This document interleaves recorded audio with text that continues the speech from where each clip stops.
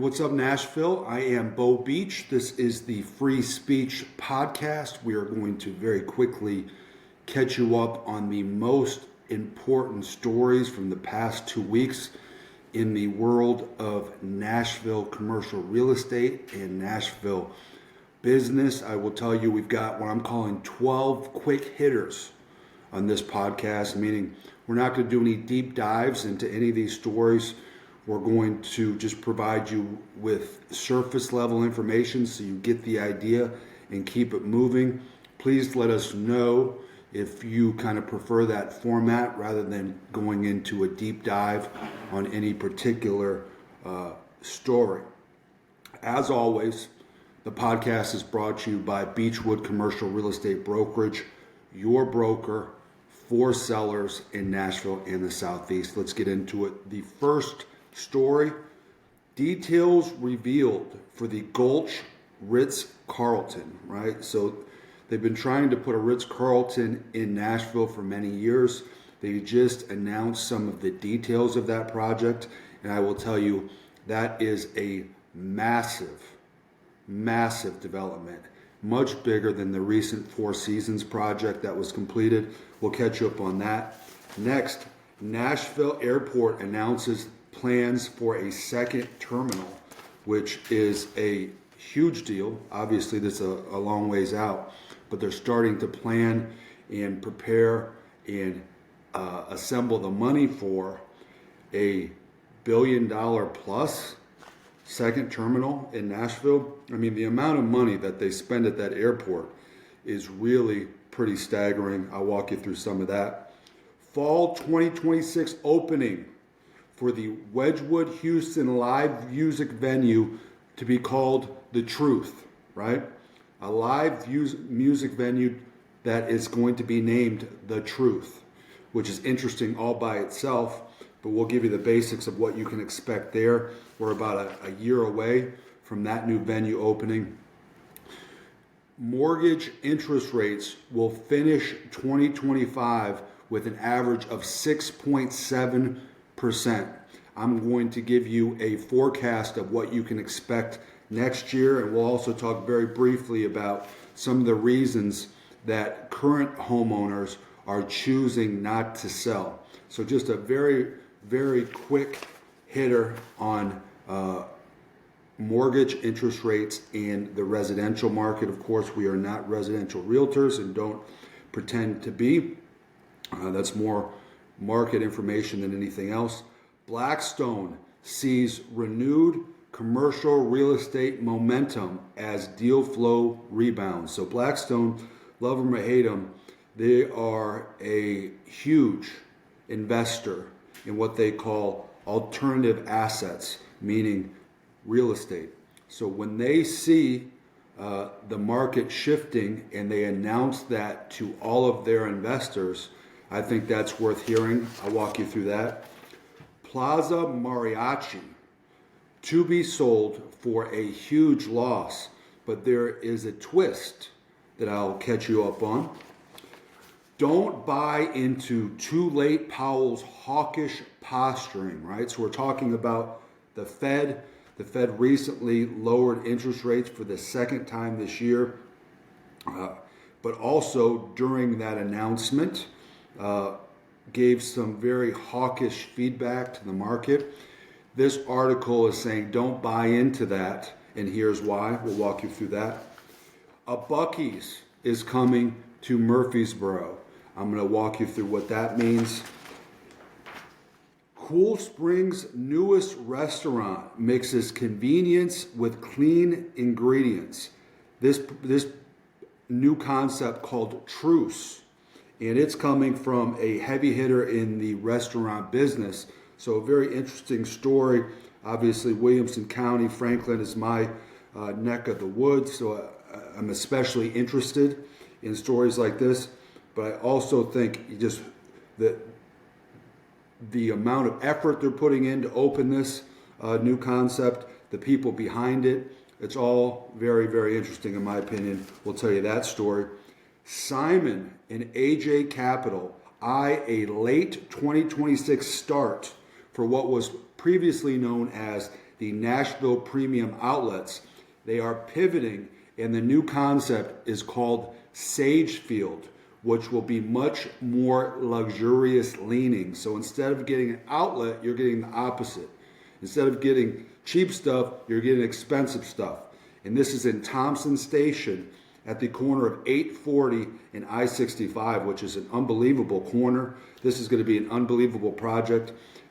I don't know why they pivoted. I don't know if they got negative feedback from Thompson Station itself, or if they just think this is what the market is really looking for there. But they have done a complete 180 on what they had planned for this very attractive site. I'll catch you up on that.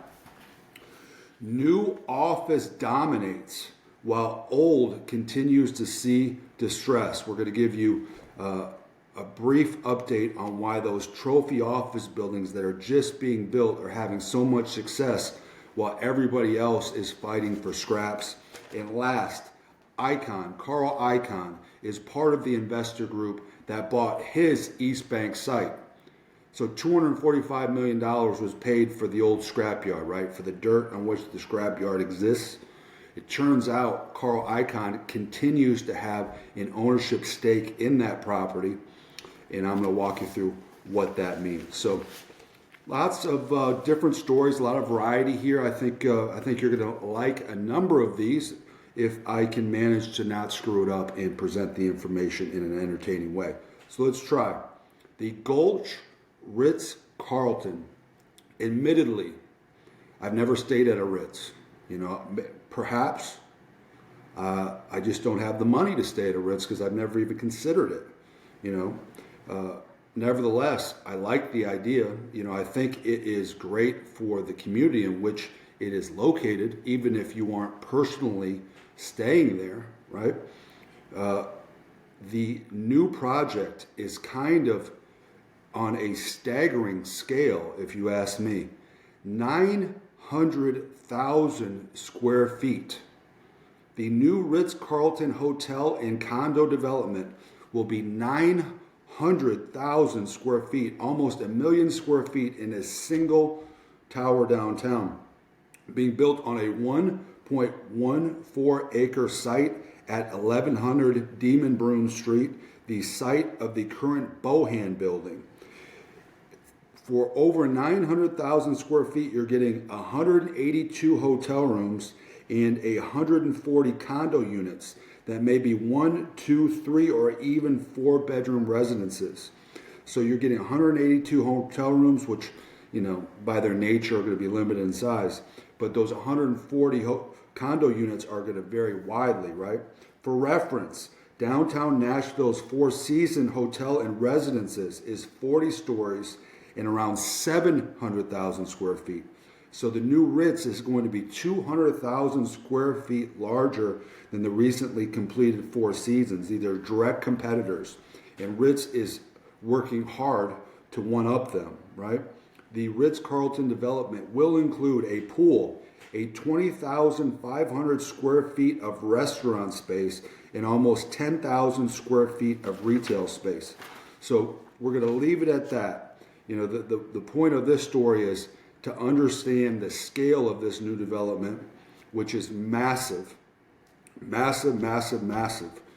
200,000 square feet larger than the recently completed Four Seasons. They've been trying to get this Ritz out of the ground for a number of years. It looks like it's finally going to happen in the Gulch. While I might not be a customer, I'm still rooting them on, and you should too. So let's keep moving. The Nashville Airport announces plans for a second terminal, which is, you just don't hear this stuff very often. Terminal 2 will be developed in 4 phases, featuring 5 different concourses. The officials at the airport say they will clear a site on the south side of the property, and Terminal 2 will sit next to Terminal 1 on approximately 309 acres of the 4,600 acre campus. So, we're talking huge scope of work here, right? A whole new terminal that's going to itself take up 309 acres. And I'm not sure I knew or if I really understood that the entire airport campus is 4,600 acres, that is massive.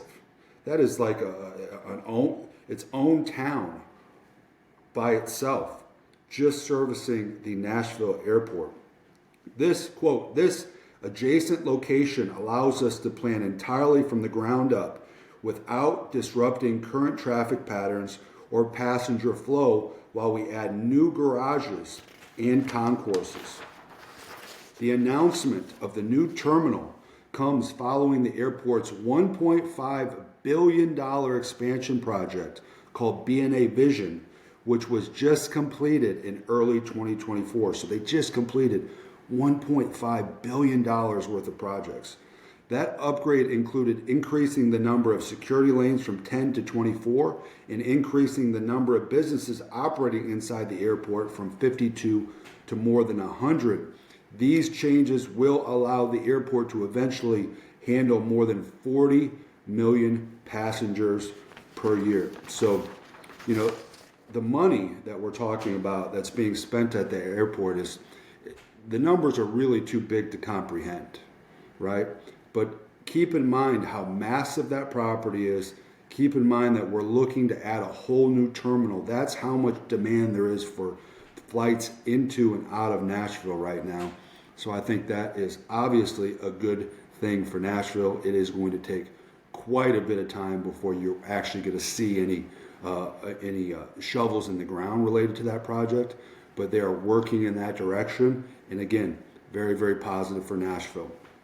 Next, let's talk about a year from now, right? In the fall of 2026, we are going to have a brand new, very, very beautiful music venue added to Nashville called The Truce. It's located in Wedgwood, Houston. It is a 4,400 seat live music venue. It will operate from within a 109,000 square foot, 4-story structure currently under construction at 440 Chestnut Street.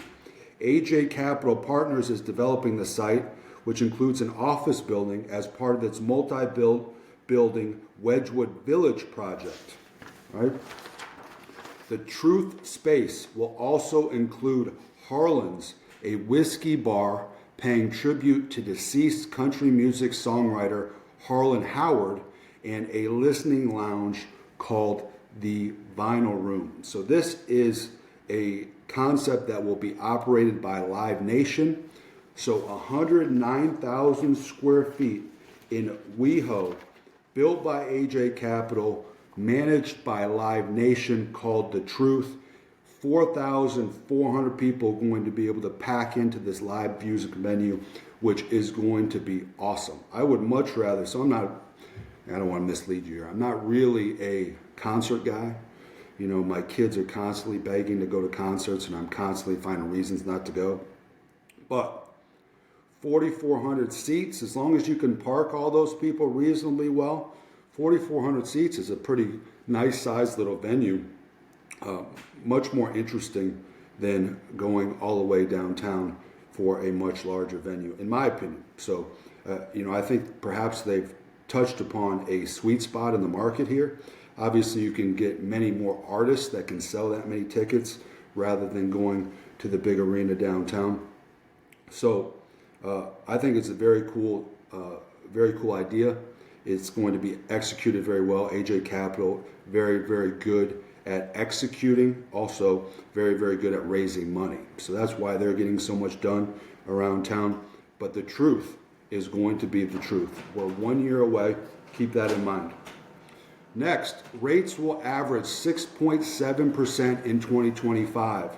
The National Association of Realtors also says they expect interest rates to fall to 6% in 2026. So I don't want to get into the weeds here. But as we look back on 2025, we're going to have an average interest rate of 6.7%. And then next year, we're forecasting that interest rate to go down to 6%. Also, a fun fact, the first-time home buyer in the United States is now 40 years old. 40 years old for the first time home buyer, which is hard for me to wrap my mind around. As soon as I left grad school, right? So I went to undergrad, went straight to grad school. As soon as I left grad school, within the first year, I had to be 23 years old, something like that, 24. Within the first year, I had already bought my first home. So, the idea that you're waiting till 40 years old to have that feeling of home ownership is really mind-boggling to me. I think there are a lot of people out there that are just kind of living a life that I'm not familiar with, right? I've always been about owning a home, investing in real estate, being married, having a family, working, trying to improve our position in life. I guess for me, in my mind, the first step was, getting that home ownership, right? But it seems as though maybe that's an old-fashioned idea because folks are waiting till 40, some by choice, some by necessity. But 40 years old is pretty old, y'all. I'm 43. I feel real old. I can't imagine waiting till 40 to have my first home. So, you're having kids at 25 and you're renting for the first 15 years of parenting. I don't know. It just doesn't seem to make sense to me, but that's what they're telling me. One other thought on the residential market. Perhaps the biggest hurdle facing sellers is finding a place to live once they've sold their current home. For many, that means overcoming the lock-in gap to buy a home at today's rates and home prices. The average interest rate on existing mortgages is 4.3%, right? So all of the homes that are owned today with an average interest rate of 4.3%, clearly much lower than today's rates, which are in the sixes. In fact, 80% of homeowners have a rate below 6%, and rates aren't expected to dip below that threshold anytime within the next few years. So 80% of homeowners have a rate below 6%, and we don't expect rates to get below 6% for at least a couple of years. So it'll be interesting to see how that plays out. A quick story for you, because these are quick hitters. We'll gain some time later. So when I built my house in Franklin, I had $600,000 in debt by the time it was all built. I put a certain amount of cash down. We don't need to get into all that, but I have $600,000 of debt on a brand new house in Franklin, Tennessee, right? And we've got some family that was kind of forced to move during COVID and during the higher interest rate environment, right? So they moved into a house, let's call it $300,000, right? Which is hard to find. You got to go quite a ways out into the country to find a house for $300,000. If my interest rate is 3% and their interest rate is 6%, I assume it's higher than that, but I want to use nice round numbers here.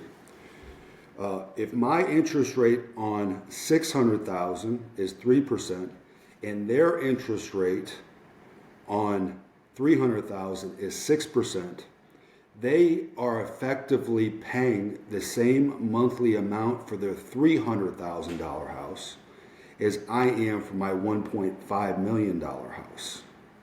And that is really pretty remarkable. And that has to be real demoralizing if you're that person, right?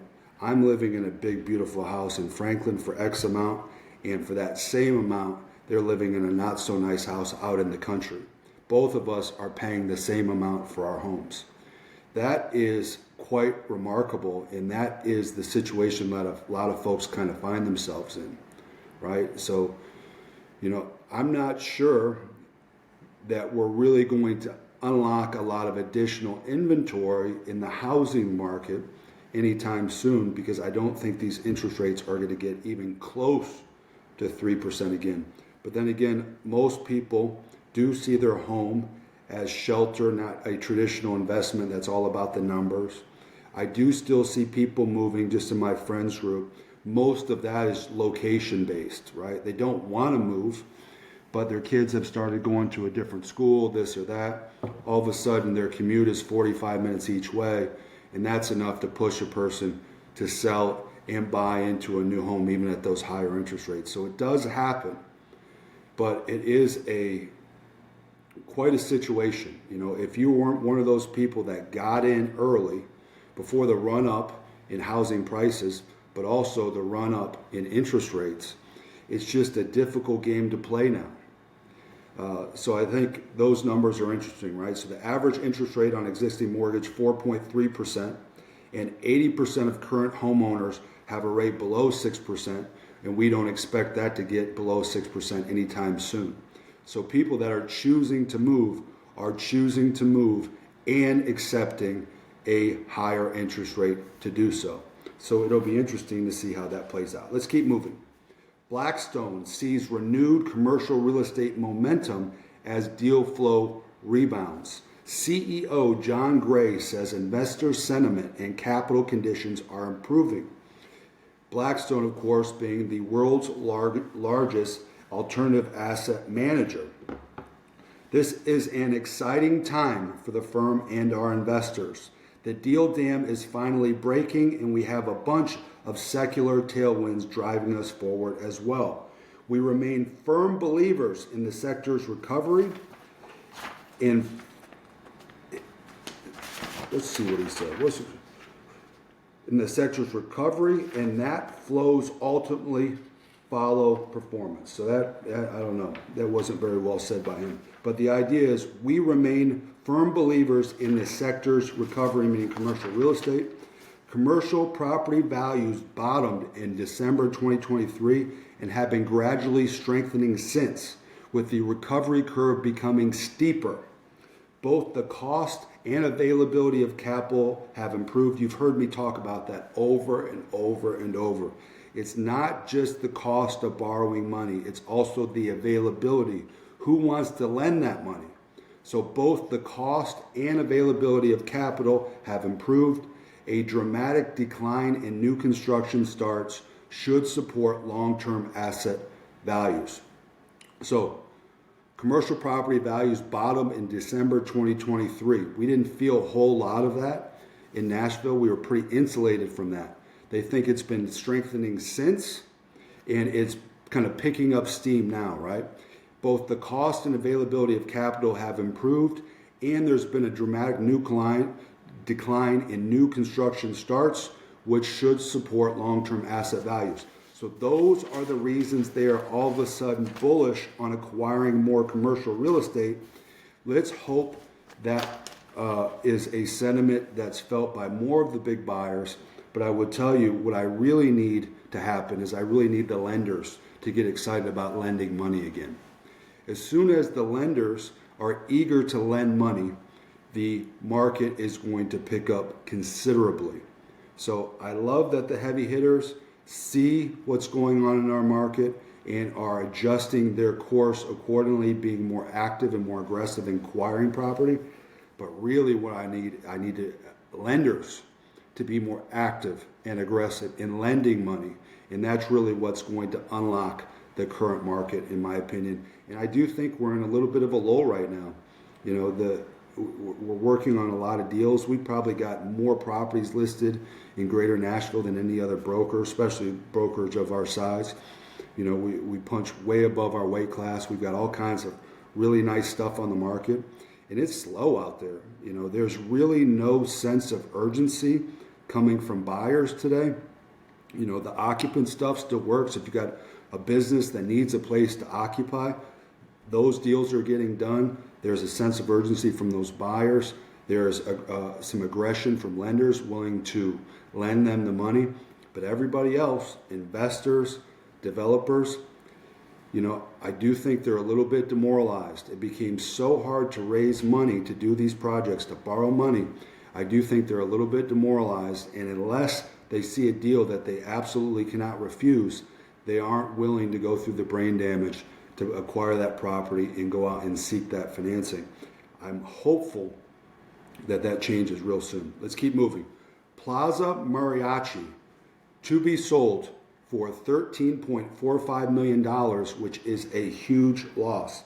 Nashville-based Highland Capital has agreed to purchase local cultural icon Plaza Mariachi, located at 3915 Nolensville Pike. It is a center for Nashville's Latino culture and commerce.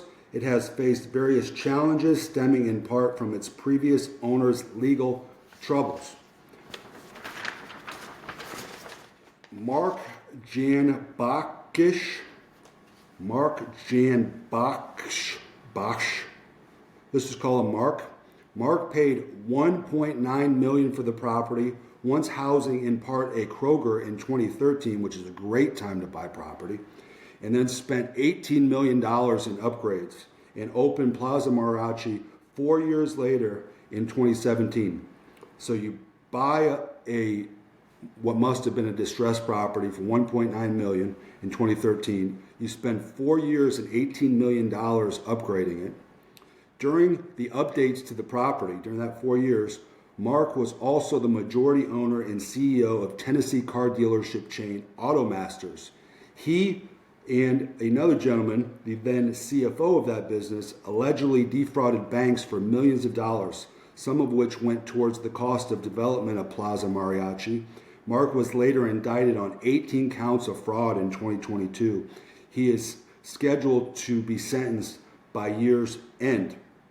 Plaza Mariachi owed First Financial Bank approximately $8.2 million and Capital One approximately $6.6 million when he filed bankruptcy. According to the bankruptcy court document, First Financial will be paid $6.99 million, right? So First Bank, who was owed $8.2 million, they're getting about $7 million of that. So they're taking a $1.2 million loss as the lender. Capital One is getting about $5 million, and they had a loan out there of $6.6. So they're taking a loss of about $1.6 million. So both of the lenders on the deal taking $1 million losses. Now, Mark's wife told the Post this week that the land will be leased from Highland Capital back to them, Plaza Mariachi Ventures, for up to 30 years. So, after all of that, this property is still going to be occupied by the group that originally did this project. So, it's very interesting in my opinion. So Highland Capital agrees to pay $13.5 million for this property. Both lenders take a haircut on the deal. You know, any of the cash that the previous developer put in there is all gone. And then they turn around and they lease it back to the same developer that had all the legal problems, that lost all the money. They sign a 30-year ground lease with the same guys, and they will continue to operate the property. So that's real interesting. I'm sure that's hard for those lenders to take. You know, you're taking a $1 million haircut, and the guy that did that to you continues to be in control of that property for at least up to 30 years and benefit from that control. So very interesting deal. You know, I never like to see anybody that's potentially going to jail. But very, very interesting. You know, I don't recall a deal where the guy that's losing the property ultimately strikes a deal with the new buyer and agrees to a 30-year ground lease to continue to control the property. I'm just not sure I've heard that before. It's very, very creative. I wonder whose idea that was. But nevertheless, very creative. Excuse me, I need a little iced coffee here to speed my brain up. Don't buy into too late Powell's hawkish posturing. The Fed meeting gave CRE markets the best piece of news they've received in months. QT is ending, right? And I'll explain that to you. The Federal Reserve cut its benchmark interest rate by 25 basis points, bringing the new target rate for the federal funds rate to 3.75 to 4%. This was the second consecutive rate cut, driven by growing concerns over a weakening labor market and downside risks to employment, even as inflation remains elevated. The 10-2 vote, interesting, right? So there's 12 folks that vote on these cuts. 2 of them voted no, 10 voted yes. It was not unanimous, with the dissents, 1 wanting a larger cut and 1 wanting no cut at all. So 10 said, hey, 25 basis point cut. 1 said, hey, I need a 50 basis point cut. And 1 said no cut at all. Too late Powell adopted a surprisingly hawkish tone, stating that a December rate cut is not a foregone conclusion, right? So there's 1 more meeting scheduled for this year in December. He's telling the market it is not a foregone conclusion. Far from it, he said. He cited strongly differing views and a lack of data as reasons to potentially slow down the rate cuts. It should be noted the Federal Reserve will use the press conference to influence markets, not necessarily give an honest forecast for the next meeting. It is also possible the Fed will hold rates flat in December and decide to make a 50 basis point cut next spring. The important thing to keep in mind is that despite today the posturing at this meeting, rates will be significantly lower 12 months from now than they are today. So despite the hawkish posturing, rates will be significantly lower 12 months from now than they are today. What does that mean? There was also a massive piece of good news for commercial real estate investors, specifically the end of QT, also called quantitative tightening. Quantitative tightening by nature has an upward impact on long-term interest rates, and the announcement to end QT in December is huge for the 2026 investment sales outlook. Interest rates just had a major upward force removed from the market that's potentially more impactful for investors than a lower short-term rate brought about by rate cuts. So, 2 very, very positive things happened in the latest Fed meeting. A 25 basis point cut to short-term rates, also announcing quantitative tightening is stopping at the end of the year. Quantitative tightening by its nature pushes up long-term interest rates, meaning long-term mortgage rates in our case. So if that quantitative tightening goes away, that upward pressure goes away. The idea being over the course of next year, even with limited or no additional Fed rates cuts, we could see lower interest rates, right? So very interesting. It's hard to figure out all of the Fed stuff, but that is as simple as I can make it, right? Buc-ee's, Murfreesboro. Ground was broken near Murfreesboro for what will be Buc-ee's 4th Tennessee location. It is going to open Christmas of next year. The 74,000 square foot gas station and travel center will be located on Joe B. Jackson Highway off of Interstate 24. Buc-ee's purchased the 46-acre property back in 2022 for over $4 million. The facility will feature 120 fuel pumps as well as the well-known clean and efficient bathrooms and a selection of Buc-ee's snacks ranging from barbecue to homemade fudge and beaver nuggets. I feel silly even announcing that. I am such an expert on Buc-ee's because I travel for youth sports all the time, and every time we see a Buc-ee's, I am forced to stop.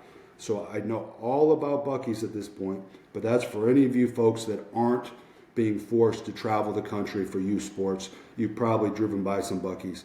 That's what they've got inside there. It's, the truth of the matter is, it's not really for me. I go there for my children. There's not much there that excites me very much. We're going to have a substantial offering of EV, electric vehicle charging stations now. That's a relatively new thing, said Buc-ee's founder Arch Beaver Applin, right? So that is the idea behind the Buc-ee's Beaver.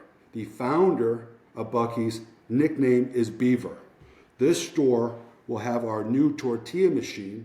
Breakfast tacos, fajita tacos are a big thing in Texas, and we're kind of bringing that all throughout the Southeast. So one of the newest features of Buc-ee's is they're making tortillas right in front of you, right in the middle of the store, which is cool. The Texas-based gas station was founded in 1982, the year I was born, and has grown to 54 locations across the country. The locations in Tennessee currently, Crossville, Seaverville, and a Galloway location, which broke ground in 2024. So, the 4th Buc-ee's, the largest gas station on planet Earth, coming to just outside Murfreesboro. All right, here we go. So let's talk about this new restaurant concept called Truce, right? If you are exiting Cool Springs Galleria, right across the street on Mallory is a bank building, right? So there's a bank building currently being converted to a restaurant, which is a very, very costly thing to do. You've got to have a lot of guts to be able to pull off something like that. It's not clear to me who is, if the tenant, if Truce is the tenant or also the property owner. I don't know. I should have found out. I should have had that information for you. But nevertheless, someone is putting a lot of money into that property. And if it's not Truce directly, they're going to be paying it back in the form of rent over the term of the lease. Nevertheless, a bank building across from the Galleria Mall is now being converted to a restaurant called Truce. Truce, founded by Williamson County residents at 1809 Mallory Lane. The 4,500 square foot restaurant offers a dining patio, a dining room, a drive-through lane, and dedicated pickup lane. So you've got drive-through, you've got pickup, you've got patio, you've got dining. They're offering delicious, real food without the harmful ingredients, served in a beautiful setting and in a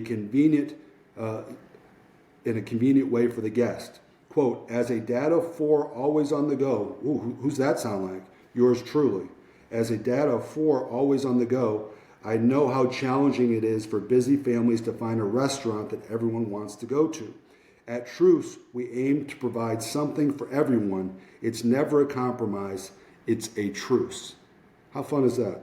It's very clever in my opinion. They're going to be serving breakfast, lunch, and dinner. One of the parts of this story that makes me think this is going to work is the owner of the restaurant brings over 2 decades of experience to Truce, serving as the CEO of 14 Foods, the largest Dairy Queen franchise owner since 2006. So, a very, very qualified guy who is local, who is motivated by more than just money, right? He is bringing a concept that he would like to see for his family. And that seems to me to be a recipe for success. And I thought that was at least worth sharing. At Truce, we aim to provide something for everyone. It's never a compromise. It's a truce. Maybe that just hits hard for me because my kids never want to eat at the same places. I feel like they're actually getting pickier about what they will eat as they get older, which you would think would be the opposite, right? You get older, you get more mature, you try new things, you have more options. It seems to be the opposite for me. They want to eat less and less and less. And really what they want to eat is outside the home, which is the opposite for their mother and I. We would rather just eat at home. They want to eat outside the home. So we're having a real problem in my house right now with nutrition. All right, 3 more quick stories for you here. Simon and AJ Capital are planning a late 2026 start, right? So they're not even getting started on this for another year, for what was previously known as Nashville Premium Outlets. Now they are calling it Sagefield. Nearly 3.5 years after announcing plans to reinvent a Williamson County site with a mixed-use development, the team spearheading the project provided details, including a modification to the retail thrust and a new partner regarding what it will be called. That was way too wordy. I apologize for that. So 3.5 years ago, they announced one thing, and now they're announcing a second thing. Phoenix-based hospitality company owned by Sam Fox will operate a high-end hotel and various restaurants at the Thompson Station area site. Fox has a similar hotel planned for Phoenix. Simon Property Group, the biggest, baddest player in the mall game, will partner with Nashville-based Adventurous Journeys, more commonly known as AJ Capital Partners, and Fox on Sagefield. So you got 3 partners in this new project: Simon, Fox, and AJ Capital Partners. They are hoping for a late 2028 opening date. So they start a year from now. They finish 2 years after that. Sagefield will sit at the southwest corner of the intersection of Interstate I-65 and 840. This is right in my neighborhood, y'all. This would be lovely. You know, anytime that I can just drive a few miles south to get somewhere cool instead of fighting all the traffic into Cool Springs, I like that idea. It was reported in June 2022 that the new concept would be known as Nashville Premium Outlets. They've now pivoted, envisioning Sagefield to focus on high-end luxury retail, restaurant, and hotel offerings that will be more upscale than originally planned. Now, a spa and a sports and social members club will be included. Sagefield will feature first-to-market boutiques and iconic brands, creative farm-to-table restaurants and cafes, and an organic market, thriving entertainment venues, energizing health and wellness concepts, and inviting outdoor spaces. Sagefield will include ample green spaces covering approximately 60% of the site with walkways, nature trails, and water features. This exciting new development will set a new standard for quiet luxury in Metro Nashville. I don't know if I've ever heard that expression, quiet luxury. I don't know if I like it. Why is it quiet?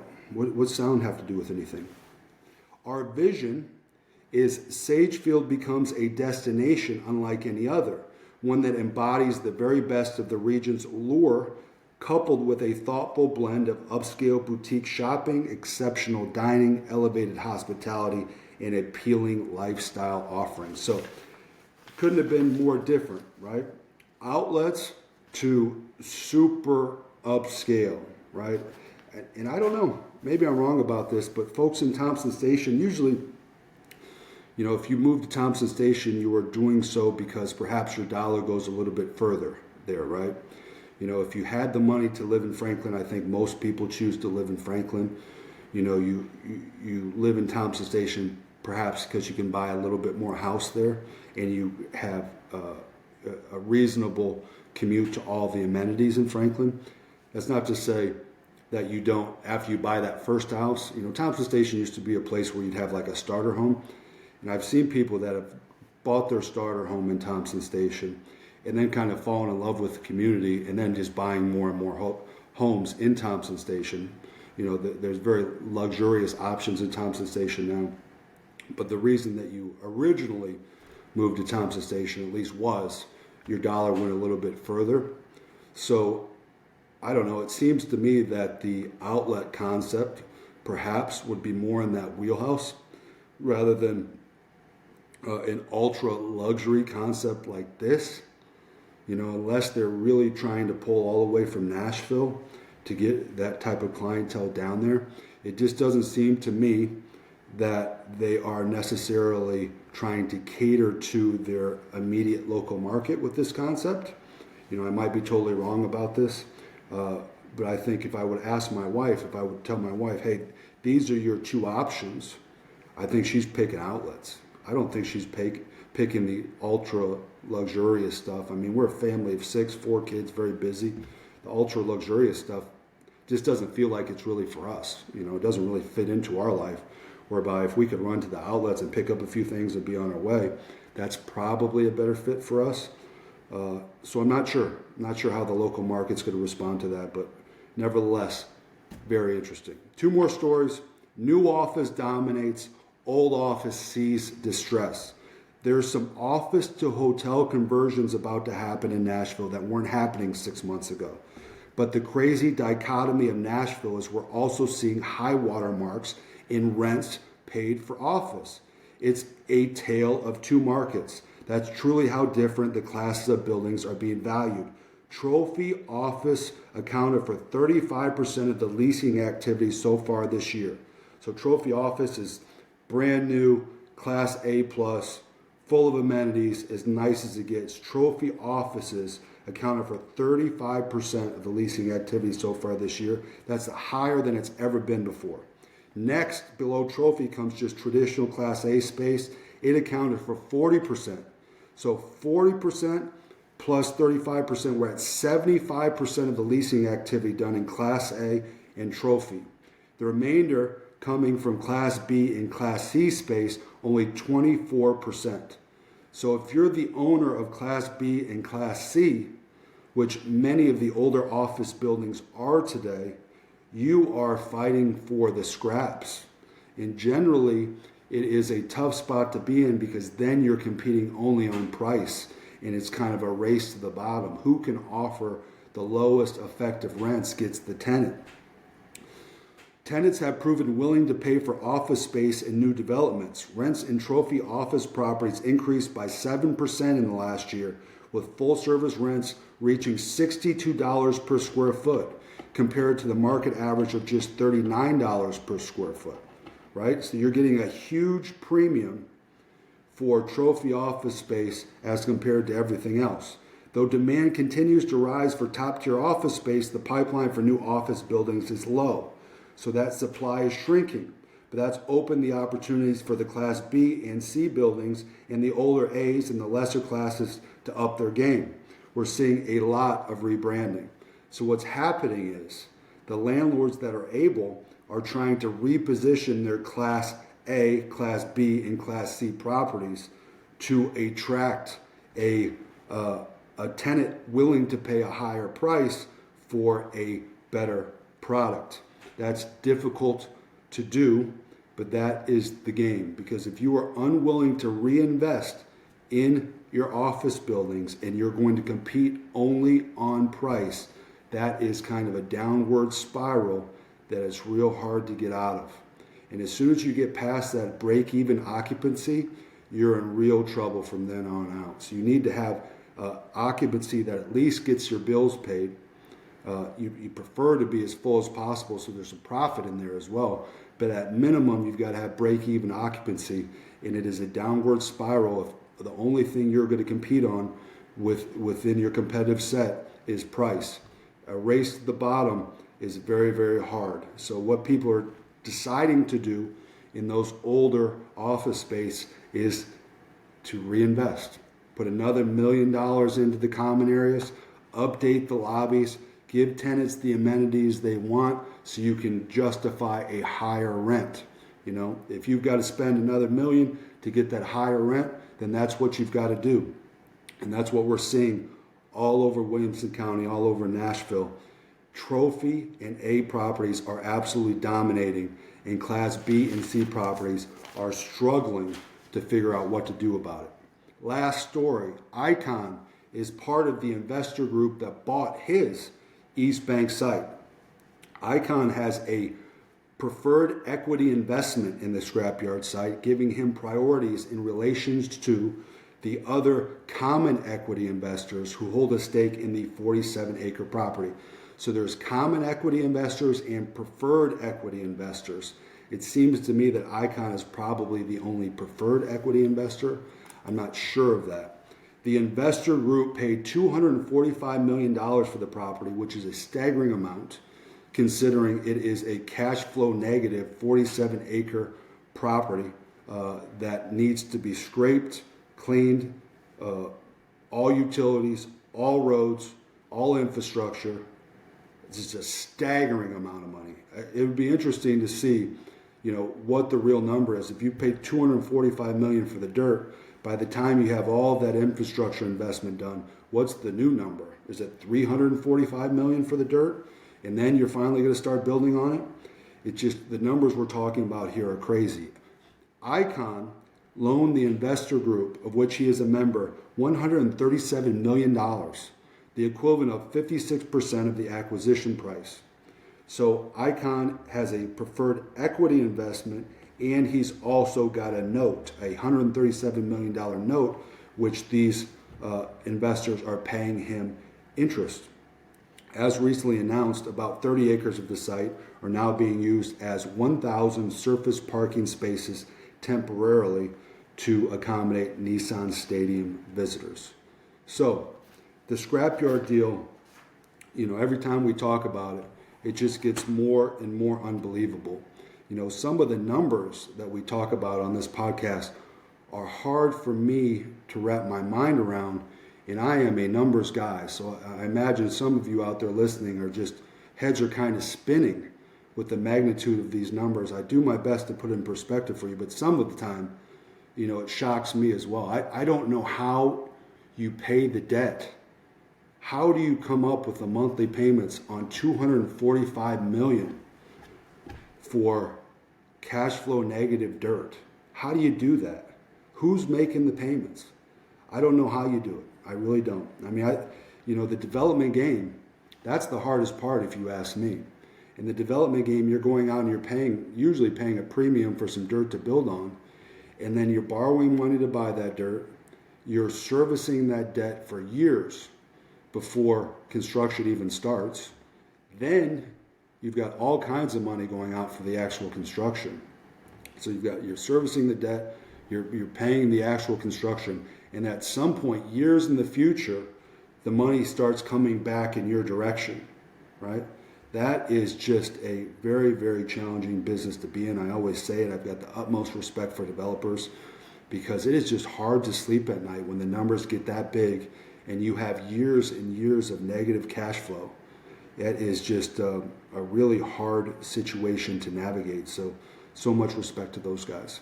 But that rounds out our show today. We still kept it under an hour. I intended to be a little more pithy with my observations, but here we are at 51 minutes. So I thank you all so much for tuning in. Again, our sponsor of the podcast is my business, Beechwood Commercial Real Estate Brokerage. We are your AI-enhanced broker for sellers in Nashville and the Southeast. We only do one thing. We do it very well. We list and sell commercial property. We are really all in on AI, and we're using it to transform our business to benefit our clients, which is a very exciting time. So if there's anything that we can do for you, whether that be valuing a property that you currently own, right? Whether that might be, helping you understand your options as your current loan maybe comes due and you're trying to decide whether you want to go through the brain damage of renewing it, maybe shopping it somewhere else, or testing the market to sell it.